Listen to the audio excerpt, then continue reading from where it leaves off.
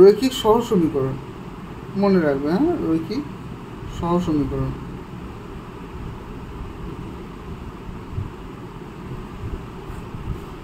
বলছে একটা অঙ্ক, দেখো একটা অঙ্ক বলছে যে আমাদের গ্রামে, অঙ্কগুলো ডেসক্রিপটিভ আসবে, মানে বর্ণনা, মানে বেশ গল্পের মতন করে বলা থাকবে। বলছে আমাদের গ্রামে একটা গ্রন্থাগার তৈরি হয়েছে, গ্রামবাসীরা প্রত্যেকে তাদের সাধ্য মতন অর্থ দিয়েছে, শ্রম দিয়েছে, তো সাহায্য করেছে। বলছে আমিও আমার ভাই 140 টাকা জমিয়েছি। তাহলে ওই ছেলেটা আর ছেলেটার ভাই, এই দুজন মিলে কত টাকা জমিয়েছে? 140 টাকা জমিয়েছে। Very good. আমরা আমাদের জমানো সম্পূর্ণ টাকা গ্রন্থাগারে দান করলাম, মানে পুরো 140 টাকাই গ্রন্থাগারে দিয়ে দিয়েছে, মানে ছেলেটা আর ভাইটা দুজনে 140 টাকা গ্রন্থাগারে দিয়েছে। বোঝা গেল? আচ্ছা, ভাই গুনে দেখলো আমাদের দেওয়া 140 টাকার মধ্যে শুধুমাত্র 10 টাকার ও 5 টাকার নোট, মোট 20টি নোট আছে। ঠিক আছে, বলছে যে এই 140 টাকার মধ্যে 10 টাকার নোট আছে আর 5 টাকার নোট আছে, এবং এই দুটোর মানে 10 টাকার নোট আর 5 টাকার নোট যা আছে তার টোটাল হচ্ছে 20টা নোট আছে। 20টা নোট আছে, তো আমাদের 10 টাকার আছে, 5 টাকার আছে। তাহলে আমরা কি ধরবো? তাহলে আমরা ধরি এক্সটি 10 টাকার নোট আছে। এক্সটি 10 টাকার, আমরা তো ছোটোবেলাতেই করেছি, এক্সটি 10 টাকার নোট আছে, যেটা করে ছোটোবেলাতেই করেছি, তাই না? এক্সটি 10 টাকার নোট আছে, তার মানে হচ্ছে 10x 10 টাকার নোট 10, তার মানে 10টা এক্স টাকার নোট, এক্সটা 10 টাকার নোটের মূল্য কত হবে? 10x।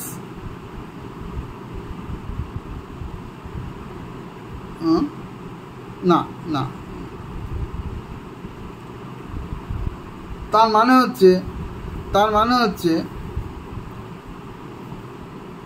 মানে হচ্ছে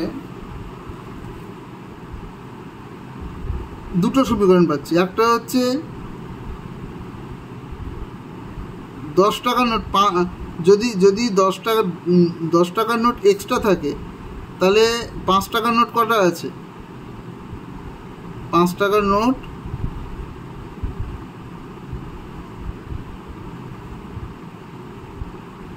20টা টোটাল আছে, তার মধ্যে এক্স, তো 10 টাকার নোট যদি এক্সট্রা থাকে তাহলে 20টা, তাহলে 5 টাকার নোট 20 মাইনাস এক্স, এতগুলো থাকবে। তাহলে আমরা বলতে পারি এক্স ইন্টু 10, এক্স একটা 10 টাকা মানে মূল্য হচ্ছে 10 টাকা, দুটো 10 টাকা, তার মূল্য কত? 20 টাকা। তেমনি এক্সটা 10 টাকা মানে হচ্ছে 10x প্লাস 20 মাইনাস এক্স। এখানে এক্স যদি 10 টাকার নোট হয়, তাহলে 20 মাইনাস এক্স হচ্ছে 5 টাকার নোট, তাহলে 20 minus x into 5 equal to কত? টোটাল 140 টাকা। তাহলে কত হচ্ছে? বা 10x equal to 10x plus 5 দুগুণ 5 কুড়ি 100 100 মাইনাস 5x ইকুয়াল টু 140, বা 10x minus 5x equal to 140 minus 100, বা 5x ইকুয়াল টু 40, বা x ইকুয়াল টু 8। ঠিক আছে, আমরা এভাবে কিন্তু বার করে নিলাম। আচ্ছা, তাহলে x যদি 8 হয়, তাহলে 10 টাকা নোট আছে 8টা, তাহলে 5 টাকা নোট কটা? 12টা। এটাই তো, এটা হচ্ছে 10, এটা যে 10 টাকার নোট, 8টা 10 টাকার নোট আছে, 8টা 10 টাকার নোট,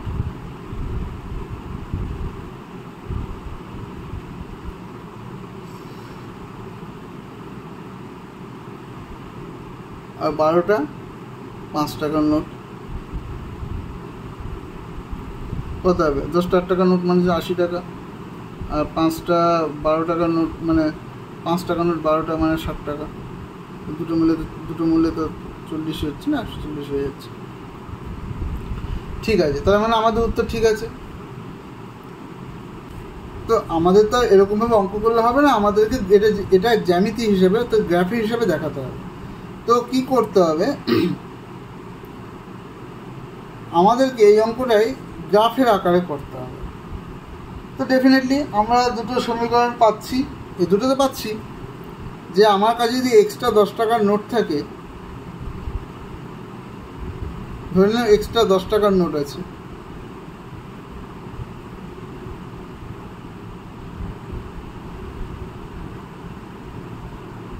তাহলে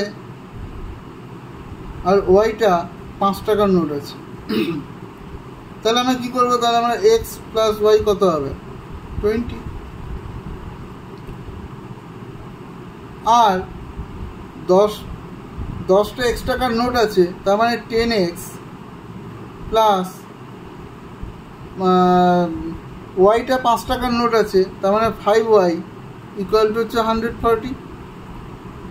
তাহলে আমাদের কাছে এটা একটা সূত্র পেলাম, এটা আরেকটা সূত্র পেলাম, তাই তো দুটো সূত্র পেলাম। এই দুটো সূত্র আমি যদি ক্যালকুলেশন করি, মানে আমি কি বলেছি, আমি এক্স আর ওয়াই এক্ষেত্রে আমরা একটু বেশি নেব, তিনটে নিতে বলেছিলাম, 3টে জায়গায় একটু 4, 5টা 6টা নেব, যত নেবো তত আমার সুবিধা হবে। তো আমি এরকম মানে এক্সের জায়গায় আমি এক্স মানে হচ্ছে ওয়াই -20, ওয়াই একটা মান বেরোবে এই, তো এরকম করে আমরা মানে এক্স আর ওয়াইয়ের মান বার করে তাদের যদি গ্রাফে আমি যদি রাখি তাহলে গ্রাফটা ঠিক এরকম হবে যে দুটো গ্রাফ এরকমভাবে আর